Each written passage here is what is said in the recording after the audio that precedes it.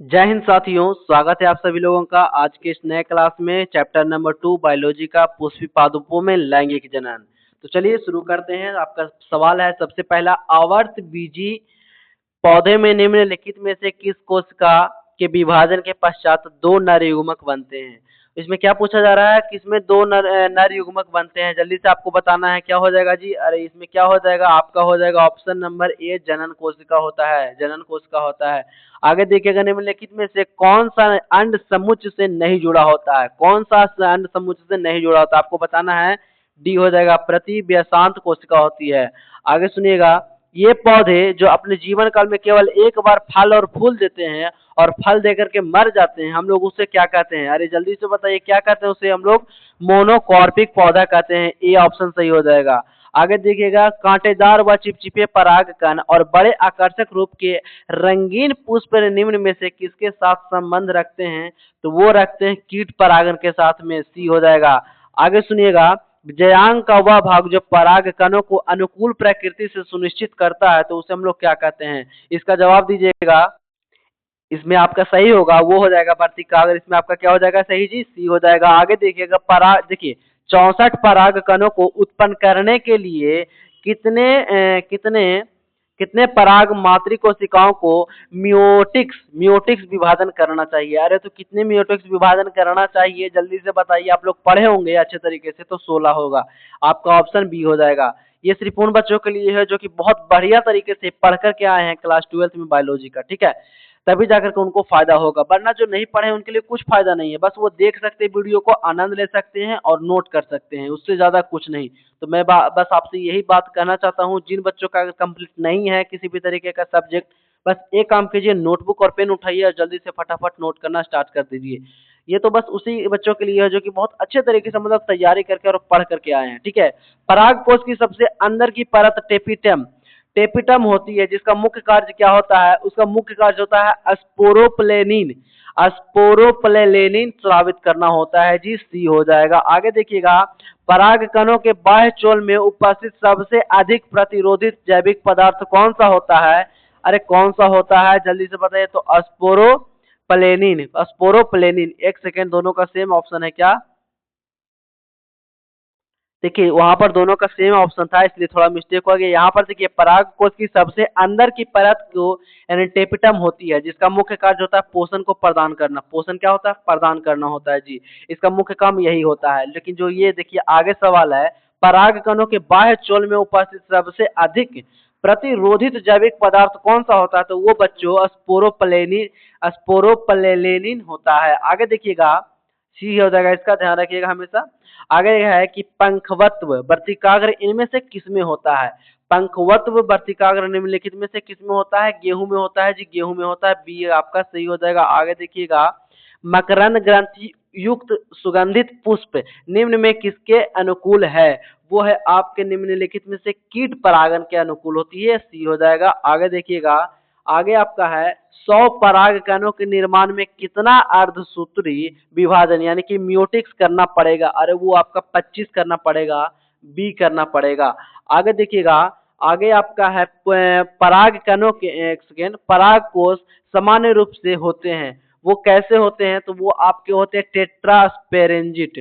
Tetrasporangiate, ठीक है, tetrasporangiate. ध्यान रखिएगा क्या हो जाएगा, टेट्रास्पोरेंजिएट। आगे देखिएगा, पराग कणों के अध्ययन को हम लोग क्या कहते हैं। पराग कणों के अध्ययन को हम लोग कहते हैं, ये कहते हैं आपको पॉलिनोलॉजी। पॉलिनोलॉजी सी हो जाएगा। आपका ध्यान रखिएगा इस चीज का। आगे बढ़ेगा, पुंकेसर। आगे क्या है, पुंकेसर प्रतिनिधित्व करता है, किसका करता है, नर युग्मक भित्ति का करता है। वो आपका बी ऑप्शन हो जाएगा सही।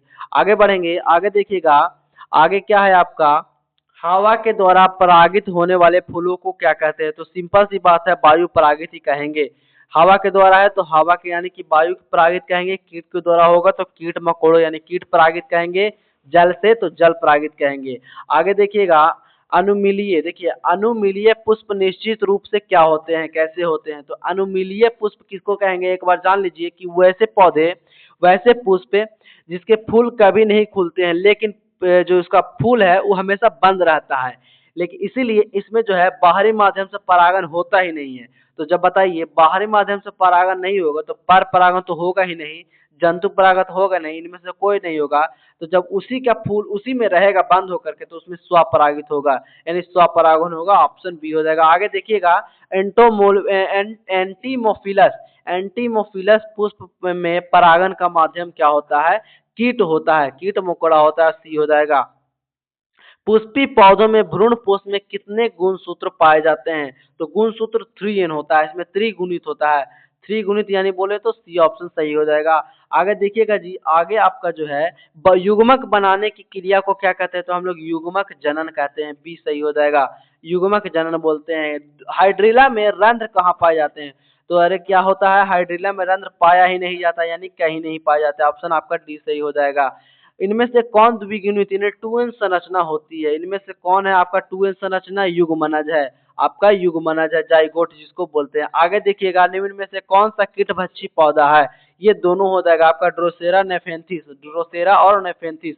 आगे देखिएगा, मक्का, मक्का में प्रोटीन युक्त एंडोस्पर्म कहाँ पाया जाता है? मक्का में आपका एंडोस्पर्म ये पाया जाता है यूरेलोन यूरोन क्या है, एल्यूरोन भित्ति में पाया जाता है। ए हो जाएगा सही आपका। मक्का में जो प्रोटीन युक्त एंडोस्पर्म पाया जाता है, एल्यूरोन भित्ति में पाया जाता है। देखिए एल्यूरोन भित्ति में पाया जाता है क्योंकि मक्का के बीज में प्रोटीन युक्त जो परत है एंडोस्पर्म को एल्यूरोन भित्ति कहा जाता है। यह परत जो है भ्रूण कोश को पोषण प्रदान करता है, बस इसीलिए। आगे देखिएगा, एक अर्धसूत्री कोशिका विभाजन में कितने नर युग्मक बनते हैं? टोटल 4 नर युग्मक बनते हैं। एक जो अर्धसूत्री विभाजन कोशिका है उसमें टोटल 4 नर युग्मक बनता है। आधुनिक भ्रूण विज्ञान के जनक किसे कहते हैं? हम लोग उसे कहते हैं बोन बेयर को। आधुनिक भ्रूण विज्ञान के जनक किसे कहते हैं? हम लोग बोन बेयर को कहते हैं जी। आगे देखना है, इनमें किसका पुष्पासन खाया जाता है? तो ले देखिए, इनमें आपका सेब, सेब का जो है पुष्पासन खाया जाता है। बी आपका सही हो जाएगा। बीज चोल एरिल किसमें पाया जाता है? बीज चोल एरिल, अरे बाबू किसमें पाया जाता है? बीज चोल, बीज चोल आपका लीची में पाया जाता है। आपका बी सही हो जाएगा, यानी कि लीची में पाया जाता है। आगे देखेंगे, भूमि, देखिए आगे क्या है, भूमि फलनी फल कौन सा है जो भूमि के अंदर फल देता है? देखिए आलू, सब्जी, अदरक, प्याज ये सबको छोड़ करके भूमि के अंदर यानी कि फल देता है कौन सा? मूंगफली देता है। आपका सी हो जाएगा सही। आगे द्विनिषेचन का परिणाम कौन है? द्विनिषेचन के बाद क्या होता है? द्विनिषेचन के बाद भ्रूण पोष का निर्माण होता है जी। आपका बी हो जाएगा सही, भ्रूण पोष का निर्माण होगा। भारतीय आवर्त बीजी भ्रूण विज्ञान के जनक किसे बोला गया है? किसे बोला गया है? पी महेश्वरी जी को बोला गया है। क्या बोला गया? पी महेश्वरी जी, यानी डी सही हो जाएगा। आगे देखिएगा, आगे सवाल आपका है, चींटियों के द्वारा परागन को हम लोग क्या बोलते हैं? उसे हम लोग मर्मिकोफिली कहते हैं, मर्मिकोफिली कहते हैं। ऑप्शन सी हो जाएगा जी। आगे देखेंगे, आगे आपका क्या हो जाएगा सवाल कि सेमल में किसके द्वारा परागन होता है? सेमल में किसके द्वारा होता है? चमगादड़ के द्वारा होता है। सेमल में चमगादड़ के द्वारा होता है। आगे देखिएगा, पानी द्वारा परागन को हम लोग क्या बोलेंगे? तो पानी के द्वारा परागन को हम लोग हाइड्रोफिली कहेंगे। वैसे भी आपको पता होगा हाइड्रोजन, हाइड्रो यानी हाइड्रो मतलब पानी के से ही संबंध होता है, तो ठीक है, हाइड्रोफिली बी हो जाएगा। परागन, देखिए परागन कैसा होता है? 2n 3n n या कैसा होता है? तो सिंपल बात है, n होता है। आपका सी करेक्ट हो जाएगा। सी ऑप्शन करेक्ट हो जाएगा। अगुणित होता है जी। पुष्प अंग किसका रूपांतरित भाग होता है? तो पत्ती का होता है। सिंपल सी बात, बी आपका सही हो जाएगा। जितने बच्चे अच्छे ढंग से पढ़े होंगे ना, बस उन्हीं को ये सारे के सारे ऑब्जेक्टिव पता चल रहा होगा, और जो तो नहीं पढ़े होंगे उनके दिमाग से ऊपर चला जा रहा होगा। तो जो अच्छे तरीके से पढ़ करके आए उन्हीं के लिए ये फायदेमंद भी होने वाला है। जो नहीं पढ़े हैं उनके लिए बस एक काम है, कॉपी पेन से नोट करते चलिएगा, उसको हमेशा डेली बेसिस पर याद करते चलिएगा। और मेरे इस चैनल पर आपको डेली बेसिस पर हर एक चीज का, हर एक सब्जेक्ट का चैप्टर वाइज आपको पूरा ऑब्जेक्टिव एमसीक्यूज क्वेश्चन मिल जाएगा। आप लोग मेरे प्लेलिस्ट को चैनल पर जाकर चेकआउट कर सकते हैं। पुंकेसर के कितने भाग बटा होता है? देखिए 2 भाग होते हैं, मैक्सिमम होता है 2 भाग। देखिए मैक्सिमम, मिनिमम तो 2 ही भाग होते हैं, वैसे मैक्सिमम कहा जाए तो 3 भाग होते हैं। अब जब ऊपर के क्लास में और पढ़िएगा ना तो 3 भाग होता है, ठीक है। आप लोग या तो फिर 10th में पढ़े होंगे तो एक होता है पुंकेसर का, एक भाग हो जाएगा आपका परागकोश, पुतंतु, और तीसरा आपका हो जाएगा योजी, ठीक है। परागकोश, पुतंतु और योजी, फिलामेंट, योजी और एक परागकोश। बाकी देखिए परागकण को कंसाइडर मत कीजिएगा, परागकण तो परागकोश के अंदर पाया जाता है, वो नहीं होता आपको, मतलब कि ठीक है, वो नर युग्मक भले ही होता है, बल्कि वो पराग क्या बोलते हैं, पुरुष यानी कि पुरुष का जो है पुंकेसर का भाग नहीं होता है। आपका जो यहाँ पर दो ऑप्शन हो जाएगा, तीन भी लगा सकते हैं, कोई गलत वाली बात नहीं है, लेकिन दो आपका मेन हो जाएगा। एक हो जाएगा परागकोश, एक हो जाएगा पुतंतु। अब महिला का मादा का क्या हो जाएगा पुष्प में, तो तीन अंग होता है, प्रतीकाग्र, वर्तिका और एक हो जाएगा अंडाशय। आगे देखिएगा पुष्प के नर जननांग को क्या कहते हैं, तो पुष्प के नर जननांग को कितनी बार बताया जाए, पुमंग या फिर पुंकेसर कहा जाता है। और स्त्री के क्या कहा जाता है, स्त्री के जननांग को पुष्प में, तो उसे कहा जाता है जयांग या फिर स्त्री केसर। सिंपल सी बात है। स्त्री केसर का भाग निम्न में से कौन सा है, निम्न में से कौन सा है जी, अरे तो वर्तिकाग्र भी है, वर्तिका भी है, अंडाशय भी है, तो क्या हो जाएगा, सभी हो जाएगा, ऑप्शन डी हो जाएगा। आगे देखिएगा, बिना निषेचन के ही बिना निषेचन के ही बीज पैदा करने की क्रिया को हम लोग असंग जनन कहते हैं। असंग जनन कहते हैं, क्या कहते हैं, असंग जनन कहते हैं। और बिना, देखिए अनिषेक जनन किसे बोलते हैं, एक सेकेंड, अनिषेक जनन किसे बोलते हैं हम लोग, तो बाबू अनिषेक जनन हम लोग बिना निषेचन के फल बनने की क्रिया को बोलते हैं। ठीक है, अनिषेक जनन बिना निषेचन के फल बनने की क्रिया को कहते हैं, जबकि क्या बोलते हैं, असंग जनन किसको बोलते हैं, तो बिना निषेचन के बीज पैदा होने की क्रिया को असंग जनन कहते हैं। ठीक है, तो असंग जनन की खोज किन्होंने की थी, तो विंकलर ने की थी। असंग जनन की खोज विंकलर वैज्ञानिक ने किया था। आगे देखिएगा, आगे सवाल आपका है, पराग कोष के एक चार कोशिकीय संरचना होता है, जिसके चारों कोनों पे क्या समाहित होता है, क्या समाहित होता है, वो समाहित होता है लघु बीजाणुधानी। बी आपका हो जाएगा करेक्ट, लघु बीजाणुधानी समाहित होता है। वायु परागित पुष्प सामान्य होते हैं, कैसे होते हैं, तो भाई छोटे और रंगहीन होते हैं, छोटे और रंगहीन होते हैं। आपके क्या हो जाएगा, सी आपका करेक्ट हो जाएगा, रंगहीन और छोटे होते हैं। एनीमोफिली में परागन की क्रिया किसमें होती है, एनीमोफिली में परागन की क्रिया किसमें होती है, आपका इसमें किसमें होगा, हवा में होती है। एनीमोफिली किसमें हो जाएगी, बी आपका सही हो जाएगा, किसमें होगी, तो बी में होगी। आगे सुनिएगा, निषेचन के पश्चात बीजांड परिवर्तित हो जाता है। सिंपल सा सवाल है, निषेचन जब होता है पुष्प में तो किस चीज में बदल जाता है, बीजांड, तो बीजांड बदल जाता है बीज में और अंडाशय बदल जाता है आपका फल में। ये चीज आपको बहुत अच्छे तरीके से 10th से लेकर के 12th तक अभी पढ़ते आ रहे होंगे, सब जगह बताया गया होगा कि जब पुष्प में लैंगिक क्रिया होती है तो उसमें जो कि निषेचन के बाद बीजांड जो है बीज में और अंडाशय फल में बदल जाता है। तो बीजांड किस में परिवर्तित होगा जी, अरे जल्दी बताओ, बी में हो जाएगा, बीज में हो जाएगा।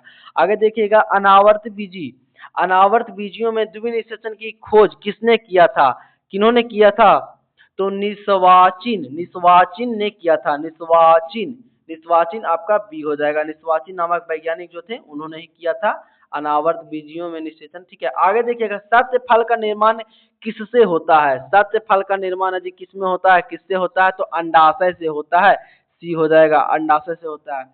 पुष्प की कृषि, प्रजनन, क्रय विक्रय और व्यवस्था के विज्ञान को हम लोग क्या बोलते हैं, क्या बोलते हैं हम लोग, उसे हम लोग फ्लोरिकल्चर बोलते हैं।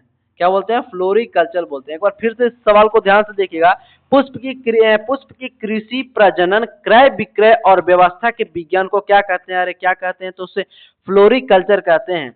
आगे देखिएगा, निम्नलिखित में से किस वैज्ञानिक ने पादपों में असंग जनन की खोज की थी, अभी उस सवाल का जवाब मैंने दिया था कुछ देर पहले, विंकलर नामक वैज्ञानिक ने किया था, ऑप्शन आपका बी हो जाएगा सही। आगे सुनिएगा सवाल, पराग नली का क्या कार्य होता है, पराग नली का कार्य क्या होता है, तो पराग नली का कार्य बस एक होता है कि नर युग्मकों के लिए वाहक का कार्य करना होता है। सी आपका ऑप्शन सही हो जाएगा, सी करेक्ट हो जाएगा। आगे देखिएगा, सबसे बड़ी पराग नली किस पौधे की होती है, तो बच्चों सबसे बड़ी जो पराग नली वो मक्का की होती है, किसकी होती है, मक्का की, ऑप्शन नंबर बी। इसकी जो आपकी लंबाई हो जाएगी 25 से 50 सेंटीमीटर के बीच में होती है, 25 से 50 सेंटीमीटर के बीच में होती है। किसी को कोई दिक्कत यहाँ तक, चलिए आगे देखिएगा, निम्नलिखित में से कौन सा लघु बीजाणुधानी का हिस्सा नहीं है, तो वो आपका हो जाएगा डी ऑप्शन, यानी बीजांड द्वार होता है जी, बीजांड द्वार आपका इसमें से बीजाणुधानी का हिस्सा नहीं होता है। तो ये आपको total most important 50 objective question थे जो कि मैंने आपको करवा दिए बहुत ही जल्दी तरीके से। आपको अगर अच्छा लगा हो तो जरूर से कमेंट में बताइएगा और अपना हाँ स्कोर जरूर शेयर कीजिएगा, आपका 50 में कितना सही हुआ, आउट ऑफ 50 में आपका कितना करेक्ट हुआ और कितना गलत हुआ जरूर बताइएगा, ठीक है। और जिन बच्चों को समझ नहीं आया वो कमेंट में बताइएगा। अगर आप लोग को डिमांड रहेगा ज़्यादा तो मैं इस चैप्टर का वीडियो भी मतलब अच्छे तरीके से सब्जेक्टिव भी करवा दूंगा और चैप्टर भी पढ़वा दूंगा, ठीक है। लेकिन अभी मैं इतना ही रखूंगा और आपको मेरे प्लेलिस्ट में जब जाइएगा तो हर एक चैप्टर का, हर एक सब्जेक्ट का, हर एक चैप्टर में, उसमें हर एक सब्जेक्ट का, हर एक चैप्टर का आपको ऑब्जेक्टिव मिल जाएगा, चाहे हिंदी इंग्लिश किसी भी तरीके का हो, सारा का सारा आपको मिल जाएगा। प्लेलिस्ट में जाइएगा, खोजिएगा, आपको बायोलॉजी हिंदी इंग्लिश सब वहाँ पर लिखा होगा, मिल जाएगा आराम तरीके से। देख लीजिएगा, पढ़ लीजिएगा अच्छे तरीके से। और जो बच्चे इस 50 ऑब्जेक्टिव को अगर अच्छे तरीके से तैयार कर लिए ना, तो समझ जाइए कि आपका अच्छे तरीके से बायोलॉजी या किसी भी सब्जेक्ट में अच्छा स्कोर आ जाएगा। ठीक है, ऐसा बात नहीं है।